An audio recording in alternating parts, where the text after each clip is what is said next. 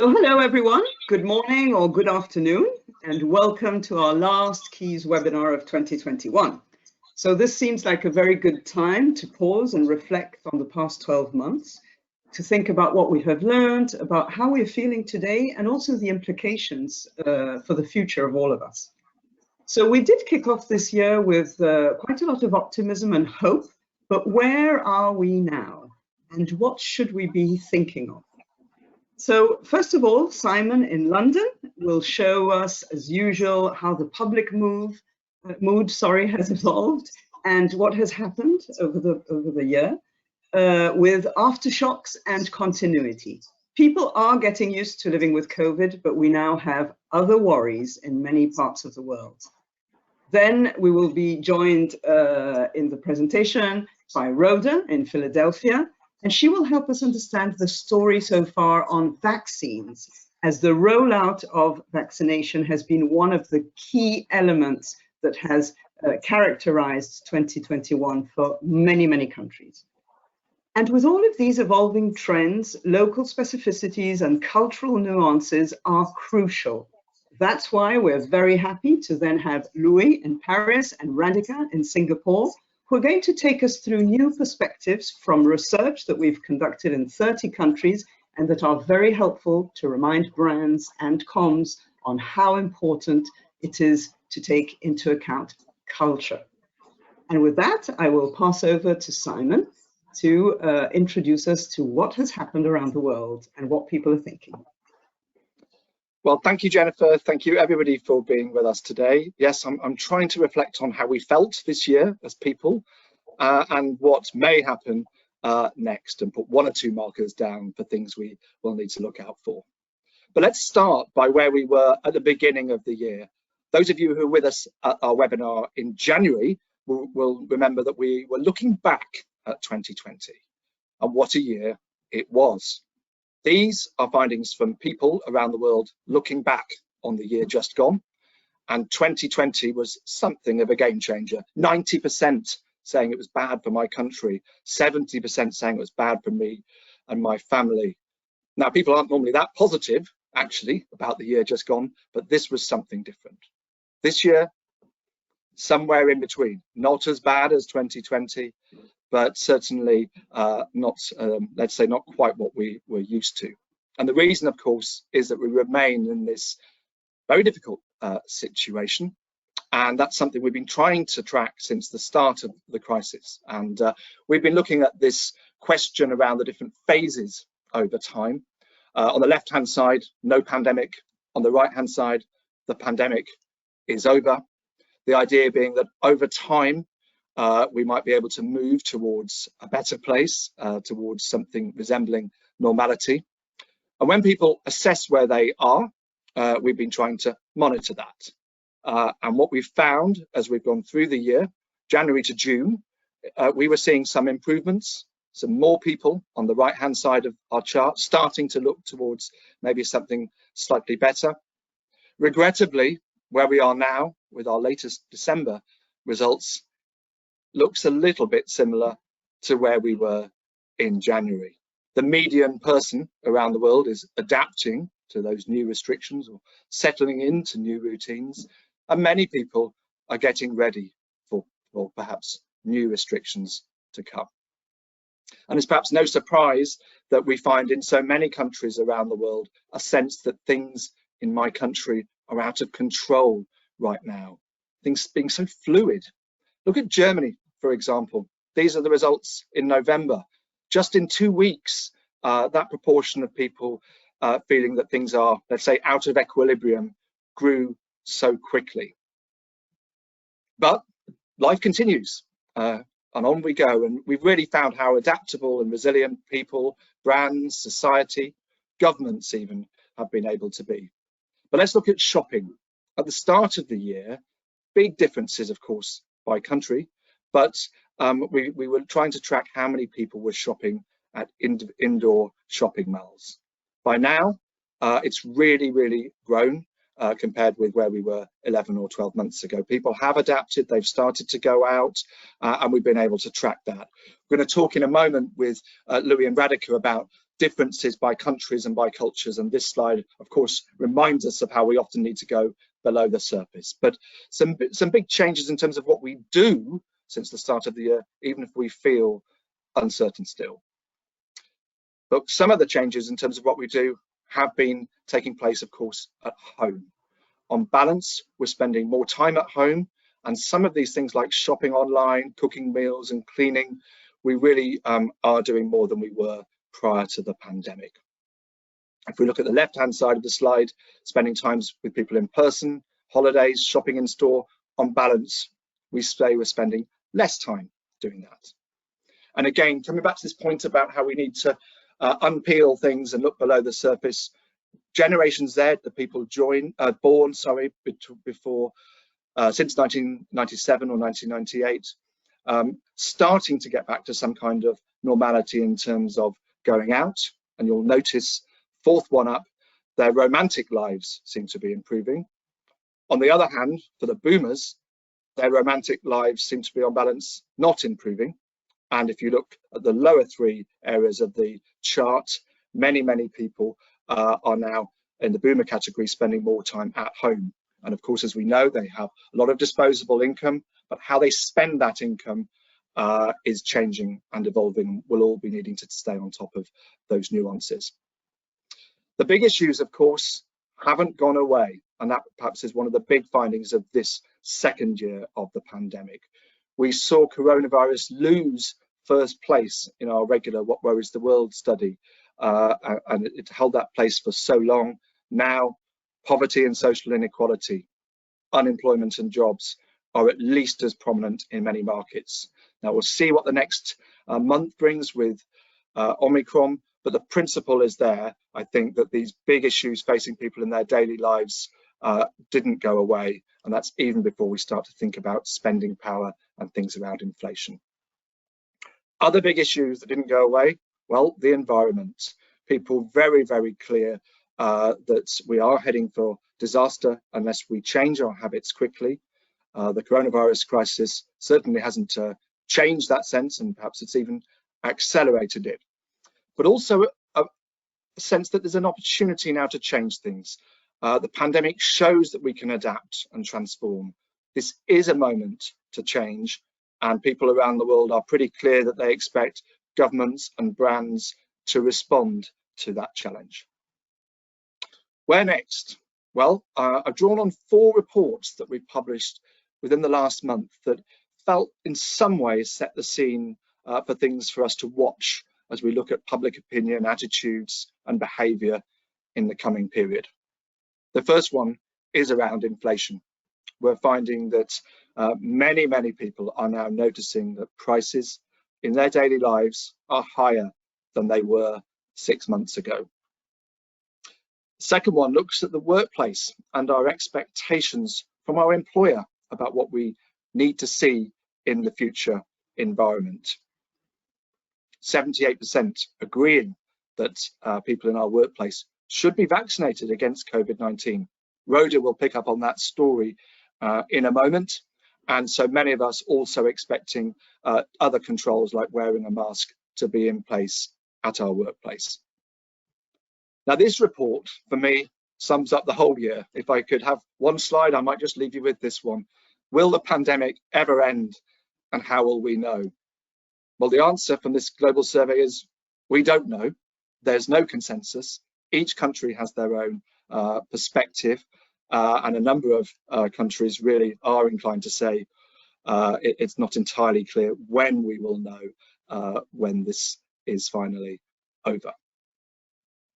So, where next? Well, tomorrow we launch the prediction survey for next year. We've asked people around the world to tell us what they think will happen. Some optimism that 2022 will be a better year for me than 2021 was, or that the global economy will be stronger, but perhaps contingent on other things. And again, we're going to talk about the vaccine in just a moment. 56% say it's likely that more than 8 in 10 people around the world will receive at least one vaccine, and that will of course be one of the stories of next year in terms of the extent to which that does or does not happen. So that's the end of my tour of public opinion in 2021. I'll leave you with the links, and they'll be in the deck that you receive afterwards to the different reports that I've shown. And I do hope that when it comes to this presentation at our webinar 12 months from now, we may be able to change the title, but for now it feels rather uncertain. We'll have to see, but let's stay close, discussing public opinion, thinking about what it means, and trying to work out how we can make a difference with our research and make a better understanding of the dynamics of this crisis.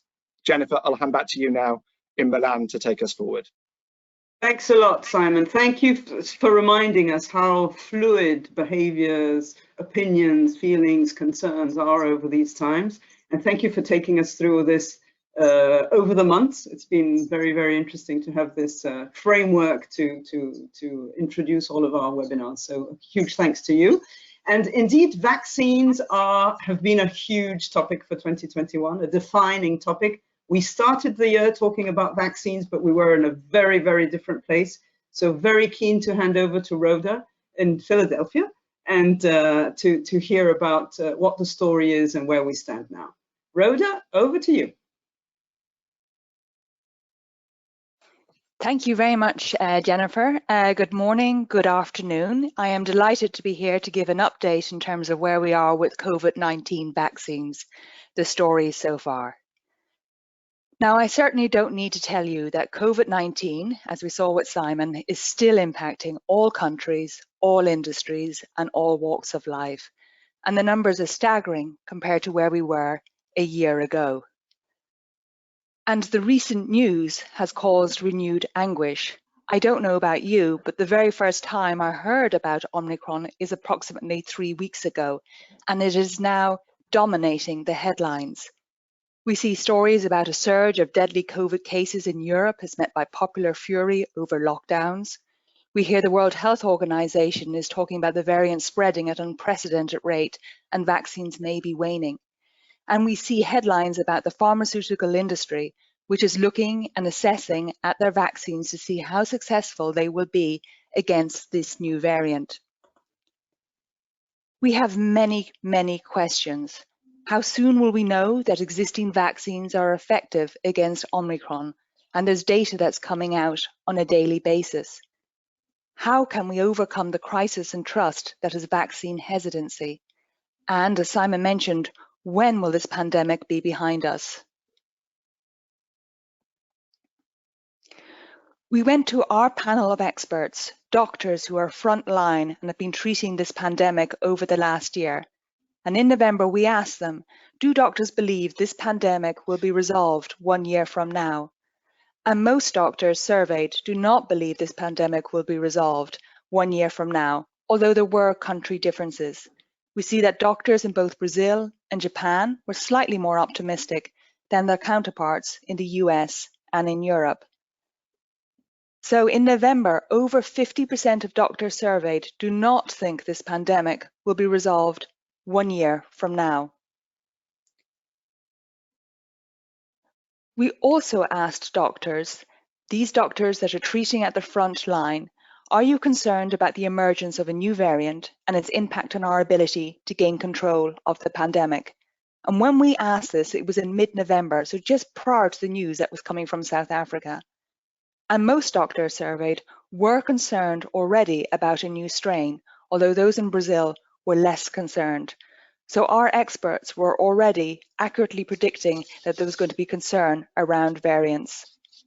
The majority of doctors were concerned that the emergence of a new variant or strain will inhibit our ability to gain control of this pandemic. Now, one of the great success stories over the last year is the fact that we have 9 effective COVID-19 vaccines that have been brought to market at record speed. 8 billion doses of COVID-19 vaccine have been given worldwide to date, albeit not necessarily distributed equally across the globe.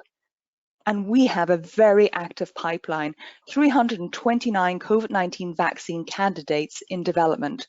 No matter what this virus throws at us, there's a very successful pipeline of vaccine candidates working its way through. Over this pandemic, we have been tracking across a number of different markets how many people have been vaccinated. And in the majority of markets surveyed, over 80% of consumers are vaccinated with at least one dose. I want to draw your attention to the US in particular, because I find the data from the US is very interesting. So you can see overall, 55% of the population have 2 doses, and you're starting to see the uptake of boosters at 10%. But what's really striking about looking at the US is the proportion of people that are not vaccinated, a quarter, and that has remained stable and flat and not shifted over the last 6 months. If you compare that to Japan, for example, in June, 89% had not been vaccinated, and look at that drop down to 20% in June. Or in Germany, you see 18% are not vaccinated. It's amazing that in a country where there's so many vaccines that are available, a quarter of the population are not vaccinated. Now, emotions around getting vaccinated versus not getting vaccinated run deep. They always have been, but they've really come to the fore during this pandemic. We thought it'd be interesting to understand why doctors themselves are getting the vaccine. And what is interesting here is you can see that there are different cultural differences between the different countries. So, for example, in the UK, Brazil, and Saudi Arabia, the top reasons for doctors to get the vaccine is to stop the spread of the COVID-19 virus. Whereas markets such as Germany, the US, and Japan, it is more about to protect themselves. And the consumer data you can see is very, very similar to what it is with the physicians. Now, there is a clear divide in ideology between those that have chosen to be vaccinated and those that have not. For those that have chosen not to be vaccinated, it's concerns around long-term side effects, short-term, and most worryingly, that they don't believe that vaccines are effective against new variants or strains. And the reasons for those that have chosen to be vaccinated is to protect themselves, as we saw, to protect family, and also just being able to return to normal activities to get back to their pre-pandemic life. Trust is a really important factor in all of this, and trust remains an issue. And throughout this pandemic, Ipsos has been tracking the trustworthiness that participants see different professions or different careers. And for the first time, we see that doctors were rated as the most trustworthy over all other professionals. In fact, it's doctors and scientists are rated as the most trustworthy. These are the people that are recommending us to get the vaccine and the scientists that are bringing the vaccine to market. Now, on the other side, you see that government ministers and politicians in general, those that are designing public health policy, those that are telling us to wear masks, etc., are the least trusted in society. So there's clearly a huge divide there.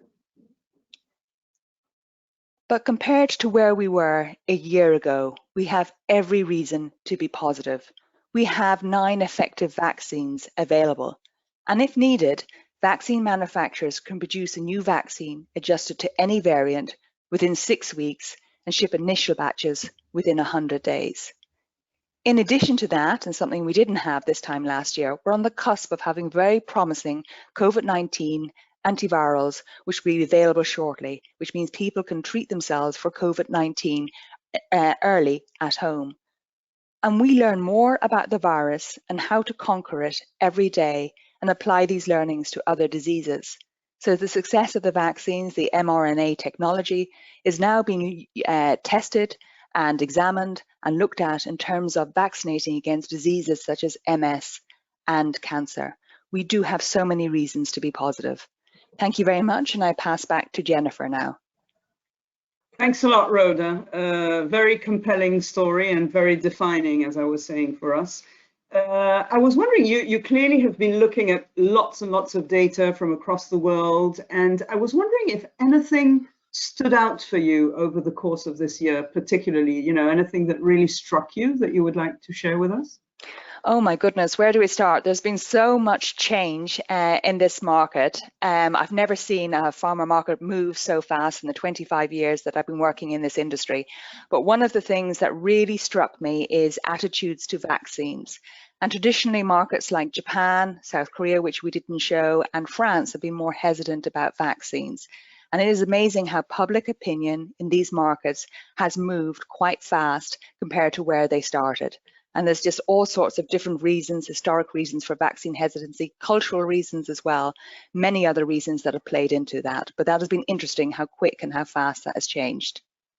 Great. So speed is a great one. And as you were saying, cultural differences, which is a perfect segue for our next piece.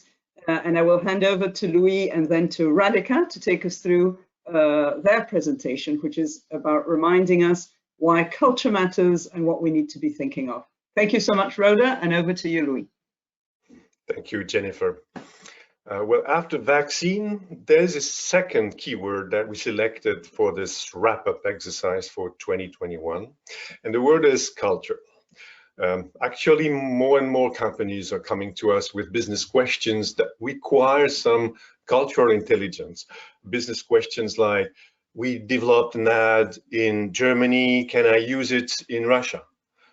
Or we are preparing a campaign for 10 countries, do we need to take local nuances into account? Or we want to launch this product in 10 countries, but we don't have money to test the concept everywhere. So what would be the best 3 countries for tests that would cover all the different patterns? So Radhika and I will cover this topic. I will go into why culture matters, and Radhika will go into how to tackle the challenge. To make the bridge with the previous vaccine topic, let me start with this chart that shows how much the level of skepticism towards COVID vaccination can differ from country to another. Obviously, here also culture matters. But what strikes me here is that differences don't follow geographic regions. If you take the least skeptical markets, you find countries as distant as Japan, Spain, Brazil, UK, and China.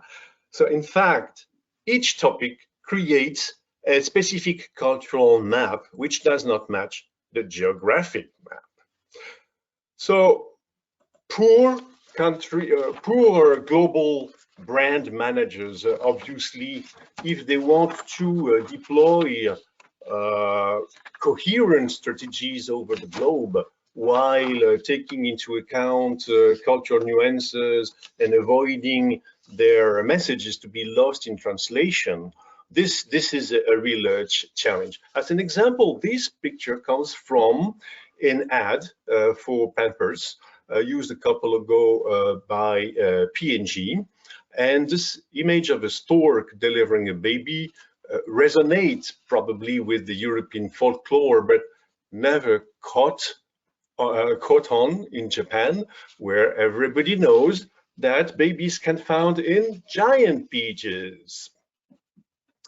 So communication transferability is a challenge. I mean, looking at Ipsos database of copy tests, here we have results in healthcare sector when we can compare if we test a copy in 2 different countries, if the results are similar.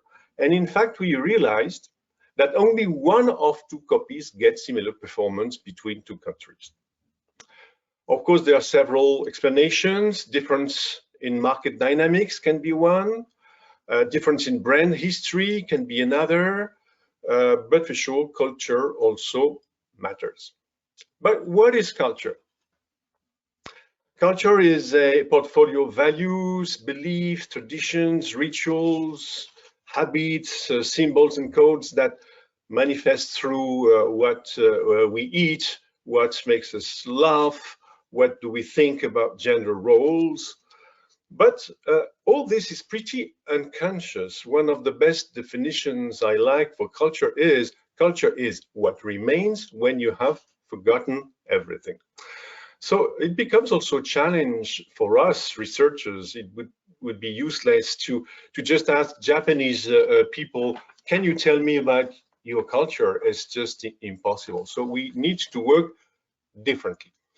One route is to leverage our community of cultural experts around the globe. We have cultural experts in more than 50 countries, and we did the exercise of sending 10 themes to our local teams in 20 different countries, asking them to send back pictures that would typically illustrate these themes in their countries. Let's look at some results. For example, what would illustrate masculinity? But look at the differences between Spain, Canada, Singapore, Poland, to take these examples. So men can be seen through what they are or what they do. It's different. Through different contexts, through different mindsets. And all this, of course, is dynamic and change over time. What would illustrate togetherness? Well, typical context chosen for Hong Kong, Russia, Argentina are very different again here. Look at how Japan stands out with subtle cues like this common design pattern that also convey the idea of togetherness there. Another example, financial success. Look at differences in style between Italy, China, Nigeria, Denmark. From the very flamboyant Italian example to the very discreet Danish one. All this, of course, matters. Escape. What will illustrate escape in Australia, UK, US, Brazil? Look at that. The answer can be individual, can be collective, can be indoor, outdoor, introvert, extrovert. Lots of differences. What would illustrate comfort in Japan, Singapore, Poland, Nigeria, where each context again is pretty different and may not resonate in the other countries for the same, or in this panel at least. A last one that I like is free thinking. I mean, what would illustrate free thinking is pretty different again. There's some individual approach, some more social, some more political, some more artistic angle, some more general way of life. All this tells a different story. So this is the expert route. Another route would be to ask consumers, and not only experts, and ask what a specific topic would stand for them. And we did it for, of course, different clients. With, for example, for Babel, that's an app for language learning, and we asked consumers what learning a new language would stand for them. So we use, of course, indirect questions, picture sorting, stories, etc. And actually, the answer is slightly different in each country. In the UK, it's more a question of opening the diversity of my site. In Germany, it's more question of personal enrichment. In France, more question of self-assurance. In Brazil, question of professional boost. So does it mean that clients would need to develop specific TV ad or specific ad for each country? It's probably not feasible every time. So the answer is no. But in this case, this type of analysis helped our client identify clusters of countries, tweak the wording used for each cluster in the translation, and also develop specific digital content on top of the TV ad. So this is my last slide. My general message here is, yes, culture matters. Global brands should really practice cultural intelligence if they want to deploy coherent yet accurate global strategies. And now Radhika will drive you a step further in this direction. And before Radhika takes us a step further, I still have one question for you, Louis, because this research is clearly across 25 countries, and you've very nicely shown us some very clear differences from one country to another on the themes that you chose. But you did start your presentation saying that cultural differences should be looked at beyond geography. That was, I think, your intro. So I was wondering if you could expand on that a little more, if you could tell us a little more about that, about culture, beyond geography. Yeah, geography is one angle, but we use the same approach also to understand cultural differences between generations, for example, in the same country, or between tribes in the same country or across country. So the approach is the same. In any case, culture matters. Great. Great. Okay, thanks a lot, Louis. And indeed, very keen to travel from Paris to Singapore to hear the rest of the presentation by Radhika. Over to you. Hi, Jennifer, and hello, everybody. I'm very happy to be here and talking to all of you from Singapore. So that was fascinating what we saw. And let's now start thinking about how we can help brands and creativity travel seamlessly across cultures. So 3 important tips to keep in mind. The first is that culture endures through ages. While behavior and attitudes may change, values don't change so easily. So it's very useful to leverage empirical models which have already profiled a lot of countries for their historical roots and values. A great example is Nike's recent campaign called Nothing Beats a Londoner, which was so effective and so successful. So culture actually gives you a shorthand to engage and connect with new set of audiences. The second tip is that while culture is timeless, it's also dynamic, and the intersectionality is very important. So definitely build in modern day influences, shifts, and trends in how these timeless values are expressed in new ways. A great example here is Johnny Walker and their Keep Walking campaign and the logo of the man walking. While the promise of achievement through Keep Walking has endured through all these years, the expressions have been really contemporized and always in touch with the changes that are happening in how culture is expressed. The third thing is that for global brands today, they can ignore culture only at their own risk. Culture is key for successful global brands, and you also need to know how to then make culture work for you when in all your different strategies and engagement, whether it's communication or it is innovation or concept development. Here is a great example of how IKEA, when they were launching in Malaysia, they used the nuances of local language to connect with their name, IKEA, which comes a bit alien on Asian tongues. And they had words that sounded similar. So there was a word for sardine, which was very similar to IKEA, or a word which was similar to describing a tall man. And they used this to make a very effective campaign when they were launching in Malaysia.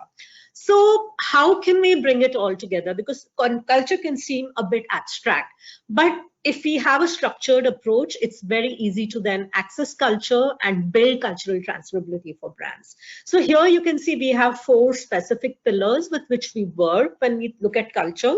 For example, if you looked at the pillar of culture itself, we go beyond, while digging deeper into values and beliefs, we also look at contextualities, a high context or low context culture, aspirations, locus of control, how we respond to change. I mean, the whole thing, the differences we saw in vaccine hesitancy or even mask wearing, all has to do with locus of control and roles and relationships. And then we work with all of these together with the other important pillars like category and market, brand, and the functional context, whether it's advertising or other functional contexts.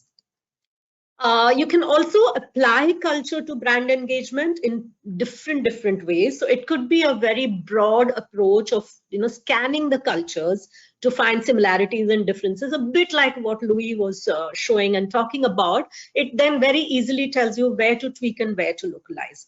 Or for complex cultures and markets, you could add on a lot of in-depth detail about the advertising context, tonality, meta learnings on execution, which can then help you come up with very bespoke do's and don'ts for execution. So what are the success drivers for cultural transferability? I'll leave you with 4 things that you could keep in mind. The first is that when we talk about understanding cultures, it's a two-way exchange. It's not just about how you are teaching local markets to land global strategies. You're learning as much from the local markets. Here is a great example of Tiger Beer, which is a global brand born in Singapore, and they ran a whole neighborhood beer campaign to celebrate local pride in Singapore. The second thing is that because culture is so dynamic, it really helps to have real-time inputs in terms of conversations, language, what is going viral through social intelligence.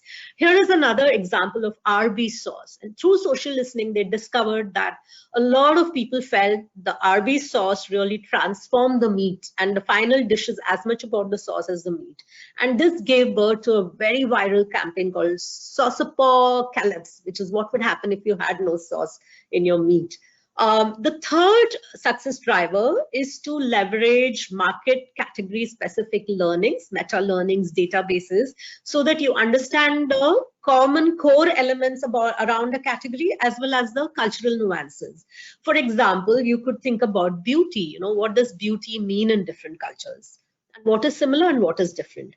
And lastly, definitely look for local market assets, because it's very important to get the insider view on a culture. Otherwise, you might run the risk of stereotyping or oversimplification. A lot of local market assets around culture, but also demographics, socio-political culture. So all of these put together helps us sort of drive cultural transferability. So I hope that was interesting. We have more coming on in January. Look out for our invites. Jennifer, with that, I'll hand it over back to you. Thank you. Thanks, Radhika. And I'm sure you've whetted lots of people's curiosity. So I for one will be looking forward to your webinar to hear more about the study that you conducted and all these interesting implications. But one thing I was noticing while looking at you two, at Louis and you, Radhika, clearly you're a very diverse team. And I was wondering, in terms of ways of working, how important is it to have diverse teams to really understand these topics, to really understand, what brands need to be doing across different markets or different groups or cohorts or generations or whatever, as Louis was saying? How important is this? Oh, I think it's very, very important, and we are very lucky to be working in an extremely diverse and multicultural group. It's like your stress test, it's your first gateway, am I stereotyping? The first strongest response will come from Louis if I was to oversimplify something about Paris, and Louis knows so many cultures. So I think we sort of balance out each other, and there is also a lot of experiences, anecdotes that we bring into what could seem like very abstract concepts. So I mean, if you can, you must always have a multicultural group to work with. Great, thank you for that. And we are indeed very lucky, and it's true that it's also a conversation that we have been having with lots of the companies and brands that we're working on, how to get teams that are really effective on these topics and how to build them. So an interesting experience.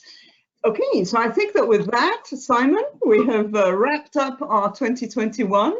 We're very, very keen to see you all back in January. And before that, we wish everyone on the call very, very happy holidays. Thank you for being with us through this year, and looking forward to seeing you in 2022. Bye, everyone. Bye. Bye.